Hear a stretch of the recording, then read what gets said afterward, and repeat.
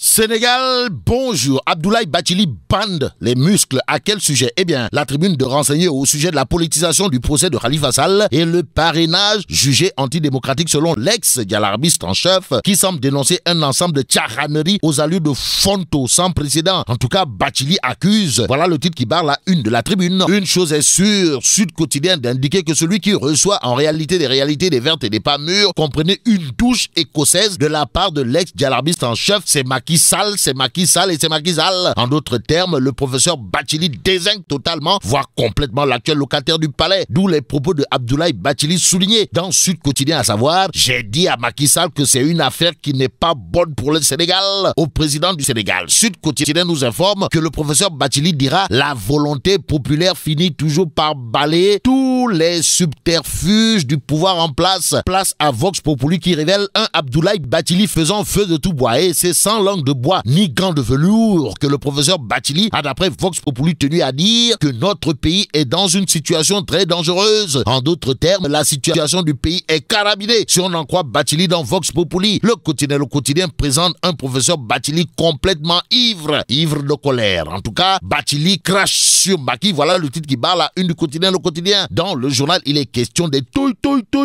du professeur Bathily qui a tenu à dire: le procès de Khalifa est politique depuis le début. Est-ce le début de la fin de Sawai? Comprenez Diou. Une chose est claire, Abdoulaye Bathily tire des missiles, comprenez des Scud et des Tomahawk dans le Macky. D'où le titre qui barre la une de Walf Quotidien, à savoir: la révolte des alliés de Macky. Parmi les alliés en colère d'Indiens et même en haine d'Apache, il y a Djegan Sen qui, dans Walf Quotidien, jure la main sur le cœur avant de dire: un pays ne peut se construire dans les procès d'intention, et comme l'intention vaut l'action, Libération nous informe que celui qui prône la paix aujourd'hui, c'est le député Seydina Fall Bougazeli, le bulldozer de la paix, comprenez. Bougazeli Seydina Fall, alors d'un grand meeting avec la communauté Diola des Parcelles Assainies, plaidait pour la grâce du maire de la capitale. Ce qui reste capital à retenir d'après Réumi Quotidien dans la condamnation à 5 ans de Khalifa Sall porte sur un fait, à savoir le camp présidentiel dans l'embarras. Quoi qu'il en soit, le Témoin Quotidien sur la question retient tout simplement et tout bonnement l'épilogue d'une tragédie judiciaire. En attendant, la tribune annonce le déferment de Barthélémy Diaz aujourd'hui. Aujourd'hui, il conviendrait de retenir, d'après la tribune, que Diaz, fils en garde à vue depuis vendredi, sera déféré au parquet ce mardi pour offense au chef de l'État, outrage à magistrat et appel à l'insurrection. On est où là? Voilà peut-être la grande question, à la question de savoir où il faut nous djemeti. Eh bien, dans Sud Quotidien, maître Mam Adama Gueye, ancien bâtonnier de son État, déclare: la République est en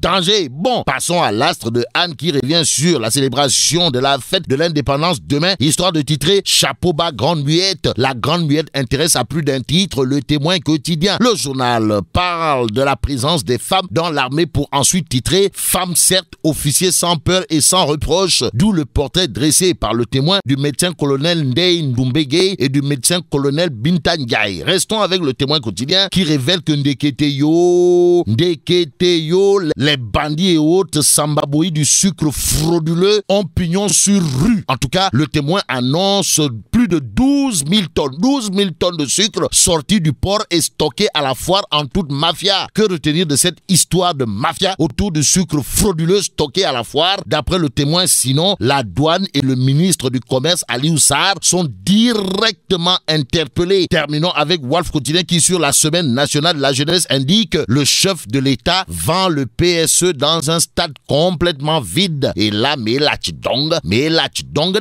est-ce du niaou ou du mbele? En tout cas, vive le Sénégal.